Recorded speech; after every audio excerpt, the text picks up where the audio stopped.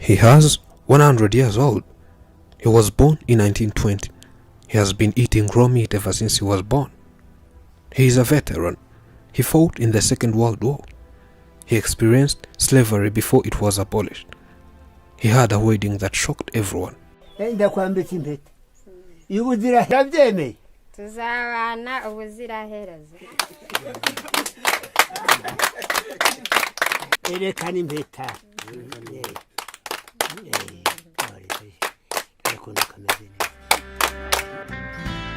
Biraryoshe.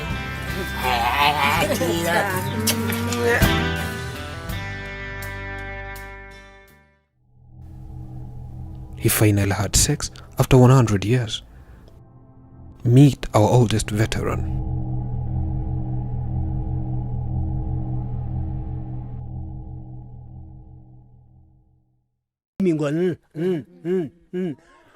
Gukora ko dakubonanye ukomeze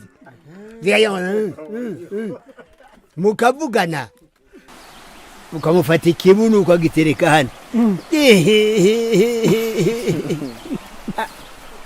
ugakorangiza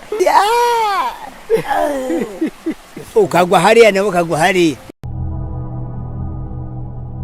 Yes, I was raised by this raw meat, says the old man. Long time ago, we had no knives. You could get a goat in its shoulders and tear it down into pieces with your own hands.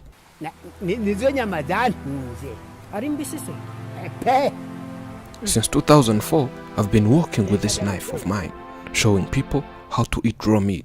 Because when you fry such a meat, it loses its vitamins. How long have you spent without being sick? Well, it's been a long time without being sick. 100 years I have. I once was sick by when I was in my 20s, and my father gave me a fermented alcohol. I drank for once. For the second time, I was fine. From that day, I have never suffered any disease, whether malaria, diarrhea, or any other. And you can see, I'm still strong. During your first hunting, which animal did you kill first? Killing? No, I did not kill my first hunt. It was a gazelle.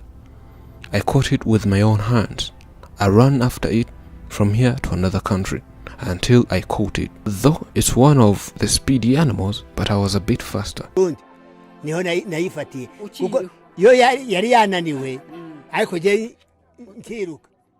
ran till reaching Burundi, and the gazelle entered the bush.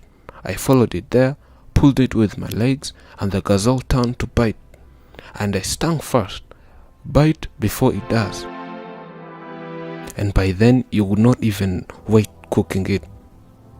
No, what you did was throwing the intestines, then enjoy it up. But now, I still do the same. I can't waste my meat that I'm cooking. I just eat raw meat. Yeah, we also know, says neighbors. He goes on to the butcher, buys meat, adds salt, then enjoys it. During those days when we were soldiers at our time, we fought with arrows and spears. You had to make sure you're in a good condition, calculate the enemy, then at the right time, throw the spear at them.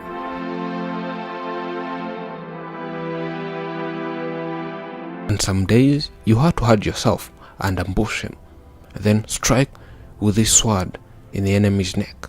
That's how we fought our battles.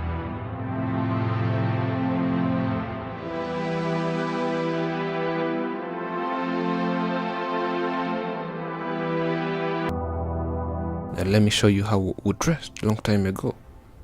People are going naked on the streets these days. You find a mother showing off all her body. The dress code these days is wicked.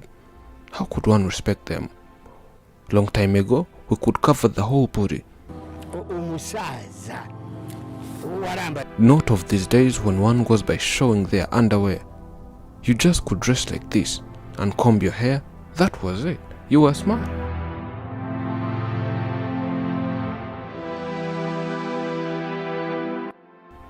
Tell us about the Second World War.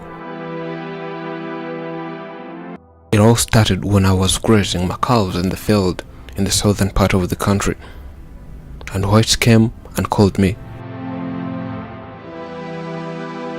Then I tried to escape and run away. They ran after me and caught me, then punched me twice in the shoulders. I had no any other choice rather than following them. They took me to a crowd of many people, which included Tanzanians, Burundians, Kenyan, most Africans.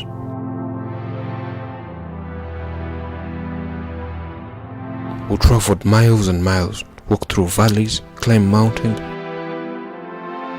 swam rivers and lakes, all by foot, and all the way to South Africa, barefooted.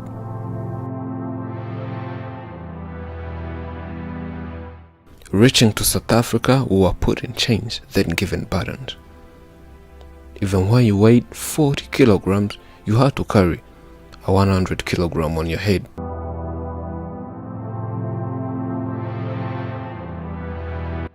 I will move chain in groups, 5 each, and whenever you could fall or even slip, you could be given strokes until death.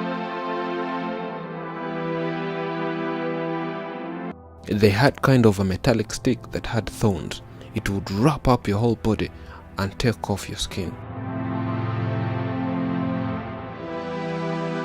We were forcibly transported across the Middle Passage to serve as slaves in the New World.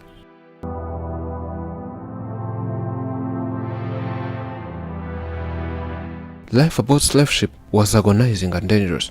Nearly most slaves would perish on their journey across the Atlantic.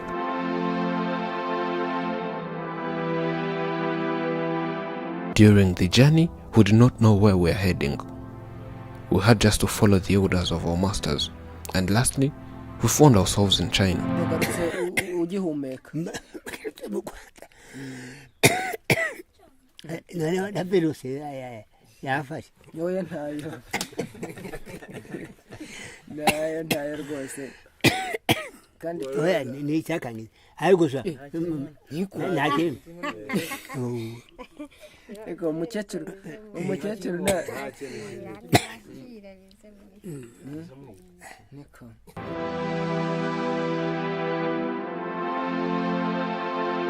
We were going to war, yet we never knew what a gun or a bullet was by that time, though it was during the Second World War.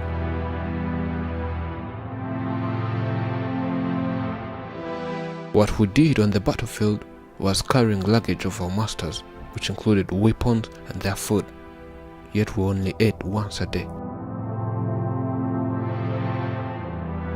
We were never trained to fight.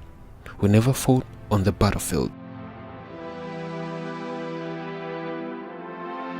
We could watch them fight from the nearby hill, but sometimes a bullet would come from nowhere, straight to your head, and you're gone.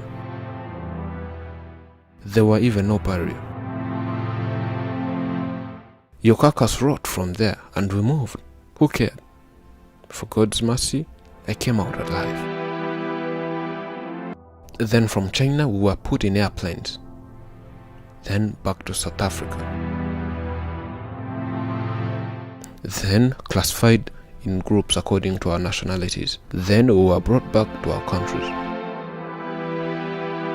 You see this scar here? I was shot during the local war here in 1963 when we were fighting. I had a bow and a spear on the battlefield, and my rival had a gun. When I was getting ready to shoot my arrow, I saw someone charging his gun, then bent down. He shot me the leg. And he who shot me thought I was already dead. I used herbs for treatment, not like you, who take pills every time you are sick. And today is a wedding day.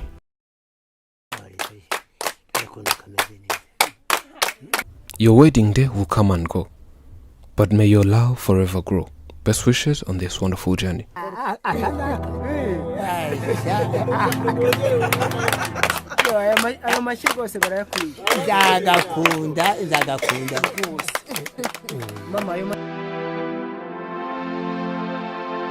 I'm 100 years old and she's 47, but she loves me. I'm putting this ring on you, which means love. I will love you forever, and we shall cooperate in everything, and I will live with you forever.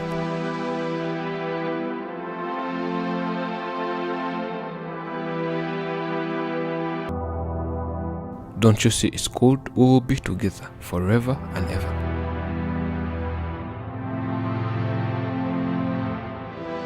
How did you meet this lady? This lady here, I once was drunk for 3 days. The next day, I had hangover. I met her and told her to get me more beers, but instead of getting me beer, she went and prepared me soup and brought it in a bowl. So I drank soup. Oh, I felt better. She returned at her place, and I remained home drinking more beer. But I kept thinking about her. After 3 days at around 2 p.m., she passed by. I greeted her and invited her to come to my house at 6 p.m. So she accepted my invitation. Aye. Nanje tuzabana ubuziraherezo. Ngaho yinyambi. Urabyemeye?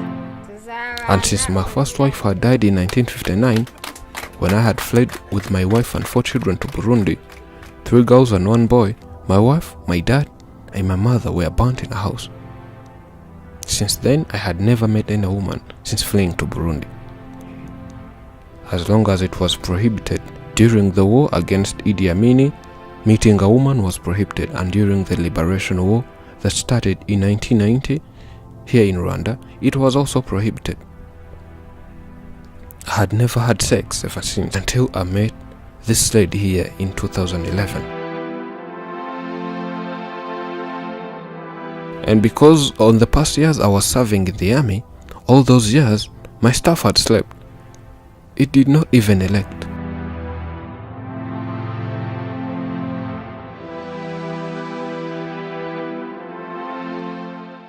So when I invited her, we shared a drink, and boom, I started touching her, and later on I told her, why don't you stay tonight? And she agreed. So from that night, we have been living together. I would not let her go. And she also enjoyed.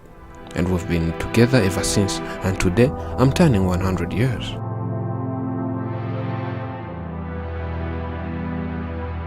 Ugira umunsi mwiza wibuka ibyaki wavuzeho. Ugira umunsi mwiza isabukuru nziza. Tumukomere amashyi rwose. Agakecuru kaje uyu munsi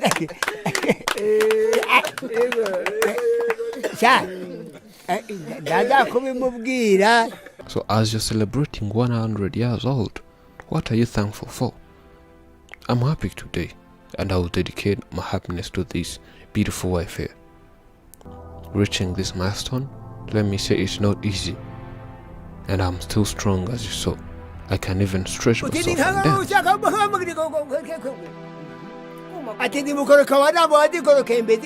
So what secret did you use to reach at this age and be this strong?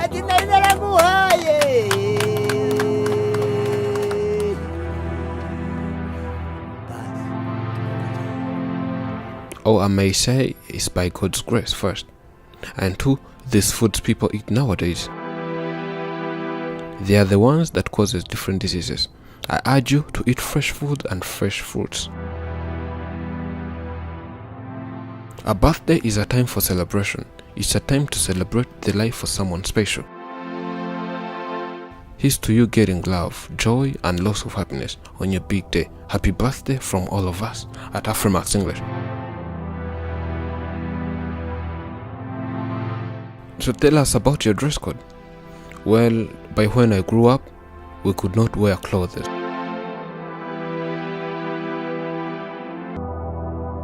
We could live naked until someone got married, whether male or female. Everyone had no clothes.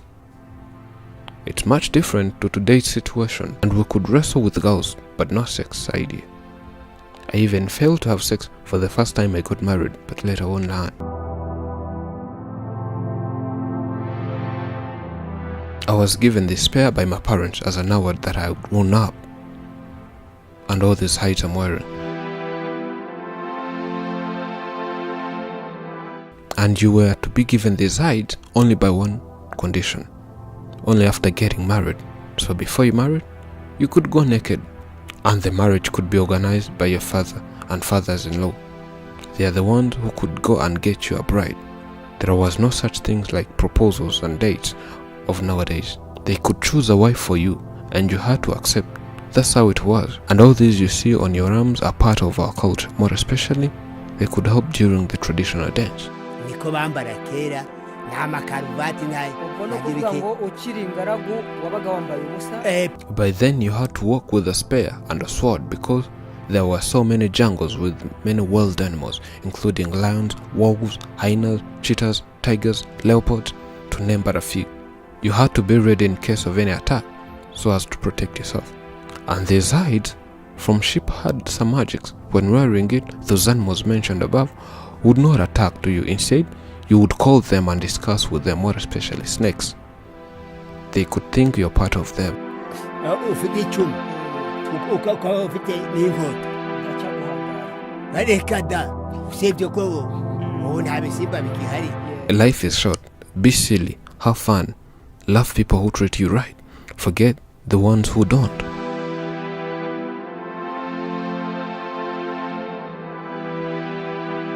Believe everything happens for a purpose and seek that purpose. Thank you for watching. I'm Elijah and this is Afromax English. Remember to subscribe and turn on the notification icon for more. We love you.